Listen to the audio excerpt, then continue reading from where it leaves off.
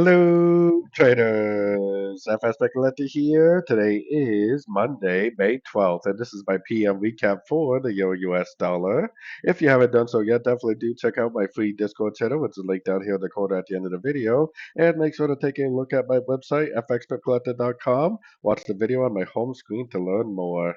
So anyways, the euro dollar definitely made a pretty good push down. I'm on the 4-hour time frame because we are approaching some Fibonacci levels that we definitely want to keep an eye on. Definitely areas of interest. We have CPI inflation data coming out tomorrow for the US. So if we do get some sort of a bounce throughout the Asian session and then it comes down, maybe it respects it before the news and then makes a break or starts it back up, then I would definitely say that this is an A, B, C correction, and I would possibly get long for the continuation of this uptrend.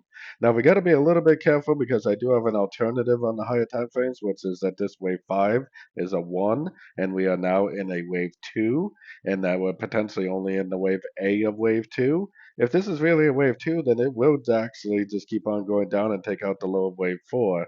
So we definitely need to be aware of the higher time frames as always, but for now, shorter time frames, definitely looking for shorts. Keep an eye on this 61% for a possible bounce. If it does bounce, retest and then break structure, that would be the evidence I would be looking for to stop looking for shorts and start looking for longs again. So anyways, don't forget to like and subscribe. And as always, thank you for watching and happy trading.